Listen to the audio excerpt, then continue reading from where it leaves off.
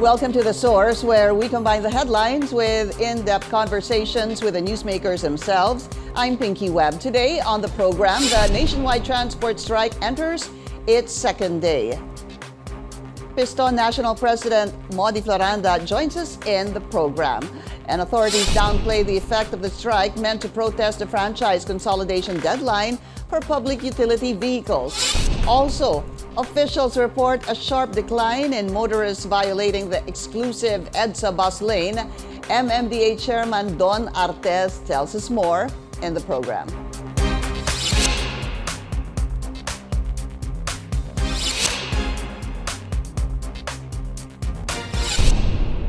It's day 2 of the 3-day strike organized by Transport Group Piston to protest the year-end deadline for the franchise consolidation of traditional jeepneys. Transport regulators held a dialogue with the group's leader, but the meeting ended with no clear resolution. After failing to reach an agreement with the LTFRB, Piston decided to continue the transport strike until Wednesday. The MMDA says the strike to paralyze Metro Manila's transport system. That's the MMDA basically was saying that yesterday's transport strike didn't really do much of a dent. Okay, let's go straight to the source of the story. We have MMDA Chairman Don Artes. Chairman, welcome to the source, sir. Maraming salamat po sa inyong oras. Magandang umaga po, Miss Pinky, and sa inyong tagapanood. Okay, sa inyo na po manggaling, Chairman. Kamusta po yung assessment? What was the assessment of day 1 muna, yung kahapon po na transport strike? Yung kahapon po, meron po tayong inihanda na 686 vehicles for the augmentation ng public transport in case nga po na magkaroon ng kakulangan sa result ng jeepney strike. Out of that, less than 80 po yung na-deploy natin all throughout the day.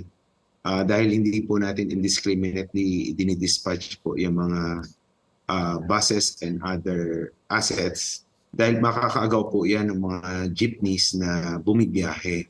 Dahil siyempre po ang ating mga kababayan will choose yun pong libreng sakay over doon sa may bayad. Kaya pinapadala lang po natin yan doon po sa mga lugar kung saan may naiipon na pasahero. Hindi pa naman po masasabing stranded sila. Pero inaagapayan na po natin para hindi na po dumami yung bilang na naghihintay ng mga sasakyan at maiatid sila ng maaga sa kanilang pupuntahan. Chairman, were they deployed in the strategic areas? Meron pong 11 or 12 areas kung saan may strike. Ang concentration po noong mga pinadala natin, Kamanaba and EDSA Pasay, yun po. Pero may ilan din po sa Parañaque, sa Muntinlupa at Pasig, Marikina. Yun po yung marami po tayong napadala na augmentation po. Opo, because were they deployed early enough? Because we were receiving reports that somewhere in Philcoa, you know that area, sir. Yesterday po ito nagkaroon po ng problema. Wala daw masakyan, but this was early on in the morning. Yan po kasi yung usual na Monday morning rush hour na po traffic. Lagi naman po may kakulangan dyan sa pampublikong transportasyon. Hindi po namin masasabi na epekto po yan ng strike. At yun nga po, hindi kasi natin indiscriminately pinapadala yung mga libreng sakay para nga po hindi makaagaw ng mga bumibiyahe. Pero naka-preposition po yan. At tulad po ng inyong sinabi, early morning lang. Pero as soon as mapadala po natin yung augmentation natin, nawawala naman po yung pasahero. Okay, but parang ang konti po inyong dineploy na mga sasakyan. Because if you're saying you had over 600 vehicles ready to be deployed, and from what I heard, sir, only 80 were actually used, that's, I don't know, yes, sir, maybe just 12% nung inyong inihandang mga sasakyan.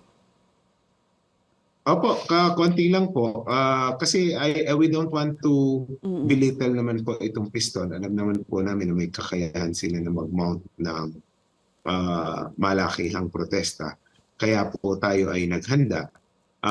Buti na po yung handa tayo kaysa naman po tayo ay mabulaga at later on masisi tayo ng ating mga kababayan. Iyan po ay ibinilin ng ating Pangulo na bago siya umalis at through the Office of the Executive Secretary sa pangunguna po ni Secretary Hubert Ibarra ay talaga pong pinaghandaan po natin. Okay.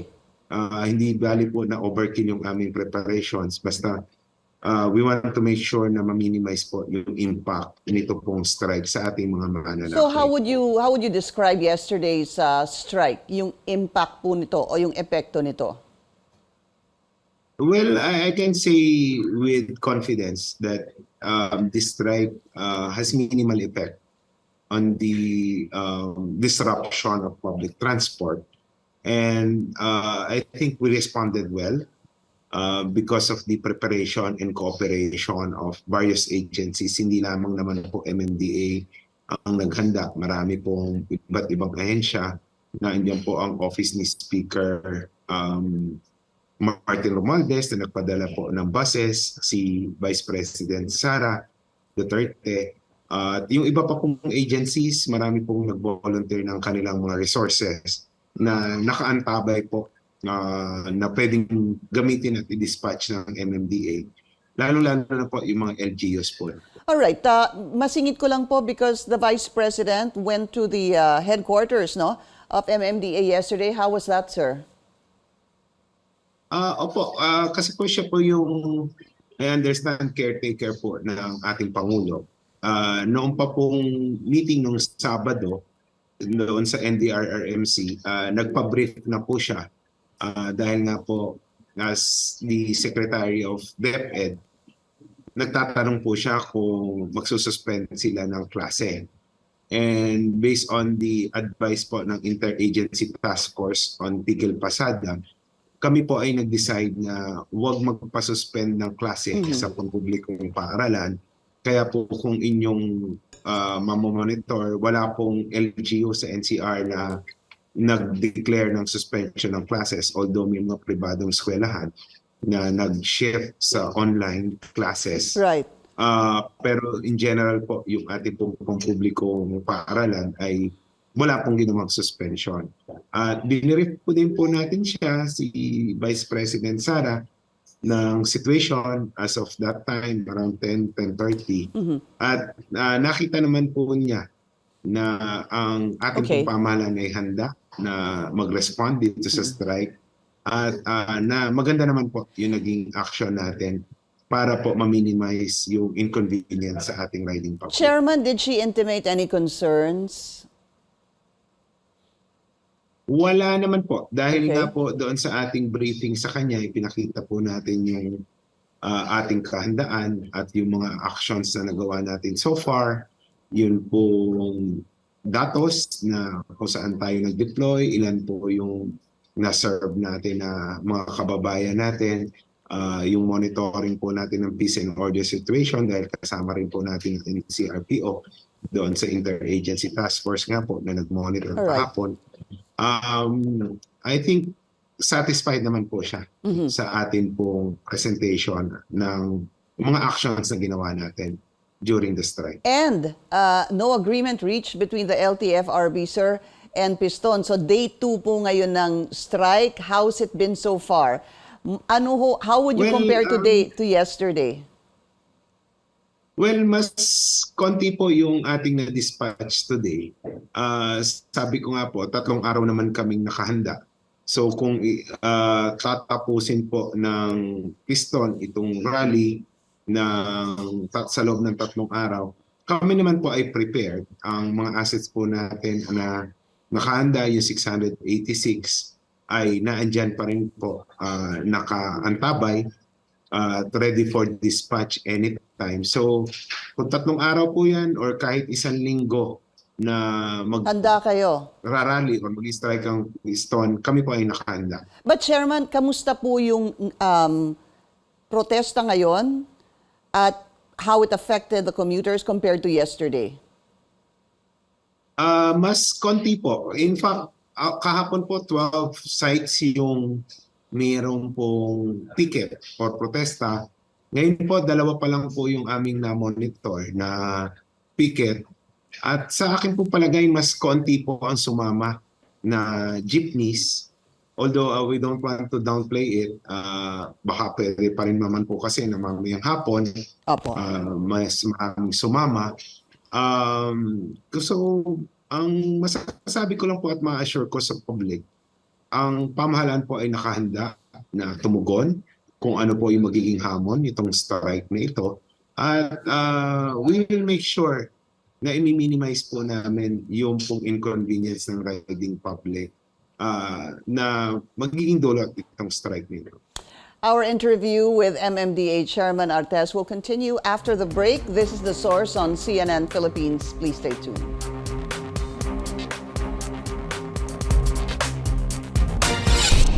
You're watching The Source on CNN Philippines. I'm Pinky Webb. Our source today, MMDA Chairman Don Artes. Chairman, naging hot topic po last week yung EDSA bus carousel lane.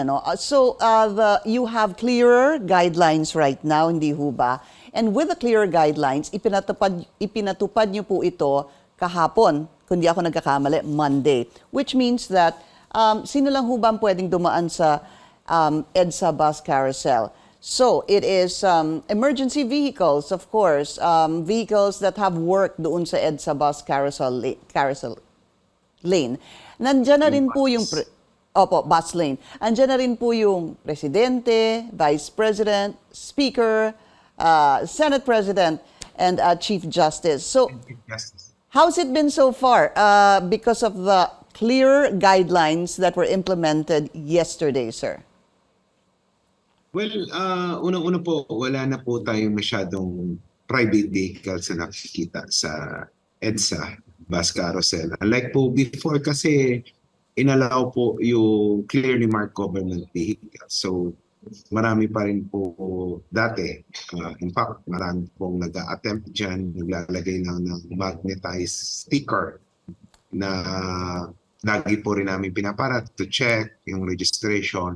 Ngayon po mas malinis na. Although meron pa rin po mga apprehensions na nangyari. Like kahapon po, noong morning, naka-62 pa po na apprehensions ng morning. Considering pa na nagbawas po tayo ng personnel kahapon na nag-a-apprehend sa bus carousel lane dahil ginamit po natin sa augmentation. Pina-escortan po kasi natin yung ating mga buses at yung mga libreng sakay para po mabilis yung turnaround time. Pero despite of that, meron pa rin pong 62 noong morning around lunchtime na pumapasok illegally dito po sa bus carousel na hindi po parang na-deter noong mataas na penalty.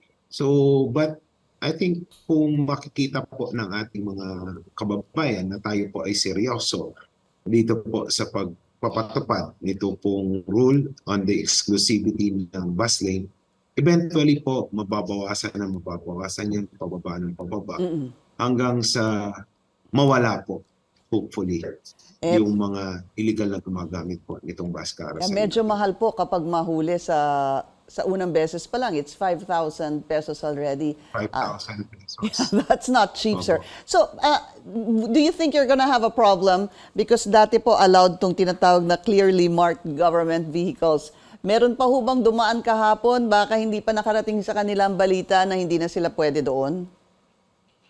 Wala na po kaming na-apprehend na clearly marked government vehicles na illegally pumasok. Siguro po naman well-informed sila doon po sa pagbabawal na rin sa kanila na dumaan. Kalimitan po ng aming nahuli ay motorsiklo at mga pribado po na sasakyan na illegal nga po pumasok. So hopefully, pababa ng pababa. We started at 500 plus no first day, Monday last week. Ngayon po, less than 100. So sana po, bumaba po siya ng bumaba. Okay, yung issue po dun sa sinasabing ex-congressman na supposed to be dumaan sa EDSA bus lane, has that been resolved, sir? Yes, na-resolve na po yan. illegal po na ginamit yung expired na protocol plate noong former congressman. Right.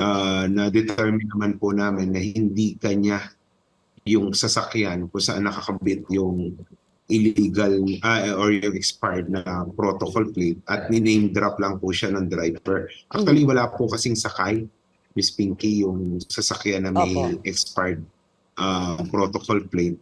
So, na-determine na rin naman po namin yung may-ari.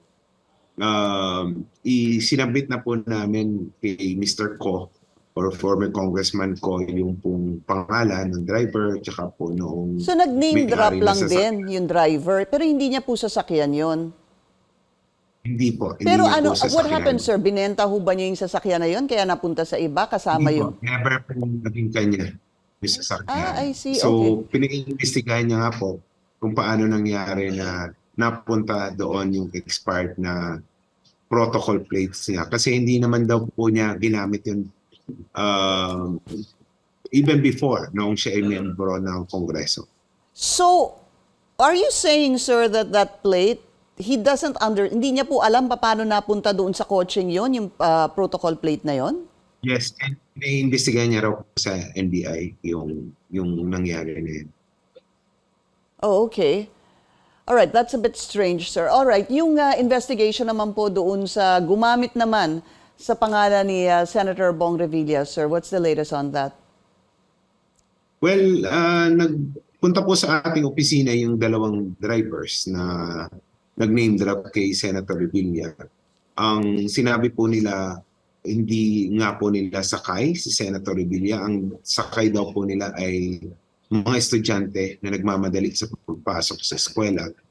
Noong na-apprehend daw po sila, dahil po sila ay taga Cavite at yung isa po ay previously nag-work sa Kapitolyo, although hindi naman po daw siya directly under kay Senator Revilla at hindi siya kakilala personally ni Senator Revilla. Naisip lamang daw po nila na idahilan si Senator Revilla being from Cavite para po makalusot. Unfortunately, yan po ay pinaniwalaan ng ating enforcer. In fact, pinatawag ko po yung enforcer na nag-apprehend doon po sa dalawang sasakyan na yon. Pina-identify ko yung driver na kung sila ba yung magkausap at the time. Sinabi naman po ng enforcers na yun po yung driver ng kanyang na-apprehend at nag-name drop kay Senator Revilla. So, I can say for certain na wala po talagang kinalaman yung si Senator Revilla doon sa pangyayari. Hindi po siya sakay at hindi niya po kakilala personally yung pong gumamit ng kanyang pangalan. So happen na siya po yung naisip na idahilan name drop dahil ng taga mga drivers Cavite. para makalusot sa ticket. Yeah, but what was the protocol? Was there a protocol plate that was being used? No, hindi po naka-protocol plate. I see. Conduction Nag-name drop lang sticker talaga. at yung temporary plate lang po. Oo, nag-name drop Yung lang ho plate. talaga. Kaya dun nagkaroon ng problema. Opo, nagkaroon lang po ng problema dahil nga po nag-misrepresent sila, nasakay nila si Senator Revilla na unfortunately nga po pinaniwalaan ng aming enforcer. Alright.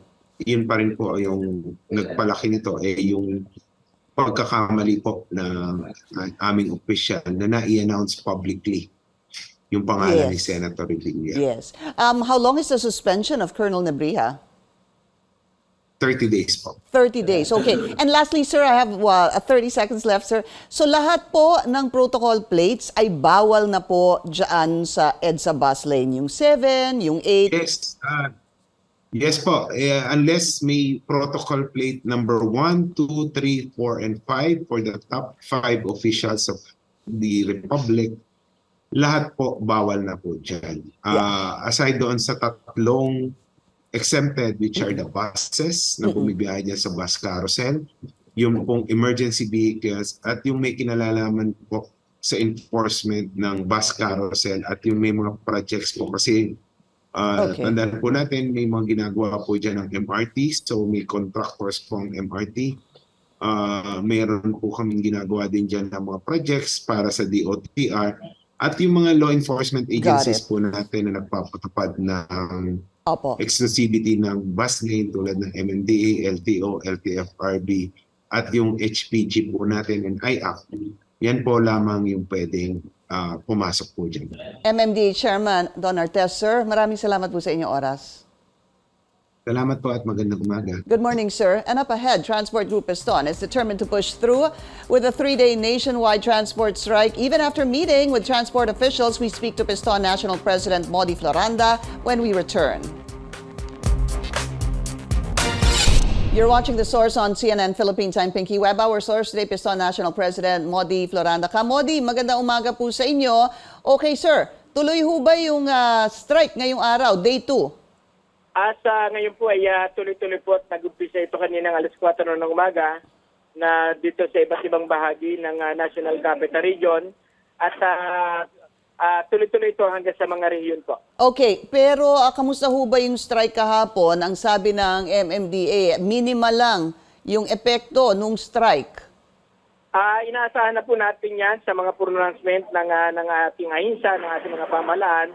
Dahil mula pa naman na tayo yung mga naglulunsad ng mga ganitong pagkilos, ang sinasabi ng gobyerno ay hindi successful, hindi raw marami ang lumahok. Pero tayo, sa bahagi po natin, batay sa ating pag-iikot sa mga area, ay umabot tayo ng 95% kahapon. Na ibig sabihin yan, kapag umabot po tayo ng 95% na parilisasyon sa buong NCR, ay maraming lumahok po ng mga driver at operator at mamamayan.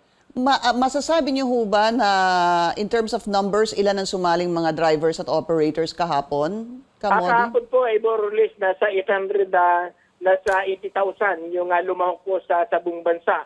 At ngayong umaga ay marami pong nagpaabot sa atin na membro ng iba't ibang mga federation sa kanilang mga local association na sila ay makikibahagi ngayong araw sa ating pagtuloy ng ating transport strike. Ang Manibela ho ba sasali na sa transport strike?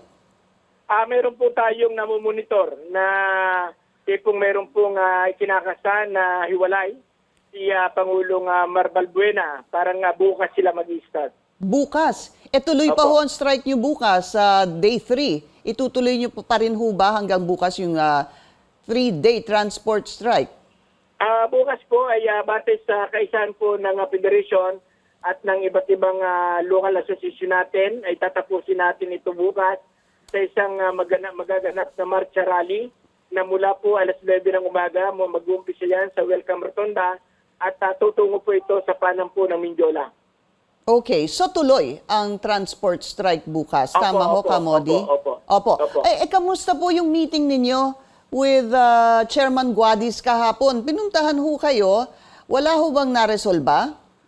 Ang sa atin ay inilatag po natin sa kanya muli yung ating mga kahingian na ito naman ay napapag-usapan sa mga dialogue, hindi lamang sa LTFRB hanggang sa DOTR, ay inulit po natin sa kanya kahapon. Una, yung pagbalik ng 5 taon sa prangkisa ng ating public transport, hindi lang sa hanin ng mga jeepney. At pangalawa, yung pagtanggal sa deadline ng December 31 ng 2023 at yung pang-apat ay yung pagbasura sa 2017-011 at yung payagan tayo sa ilalim ng balangkas ng rehabilitation. Ang tugon po sa atin dito ni Chairman Guadis kahapon ay masusi po nilang pinag-aaralan at tabi-tansya sila na maglalabas na sila ng kautusan ngayong bago matapos itong taon. Kaya tayo ay sa bahagi po natin ay wala pa sa kasalukuyan, wala pa po tayong pinaghahawakan batay doon sa ating mga inilatag sa kanila. Palagay niyo ho ba, Kamodi, ma-extend itong deadline para sa consolidation dahil mariing sinasabi at paulit-ulit na sinasabi ng LTFRB na wala nang plano talagang i-extend itong deadline. Sa inyong pakiramdam ba kahapon, may chance? Meron ho bang chance? Sa natin ay merong maliit na pagbukas.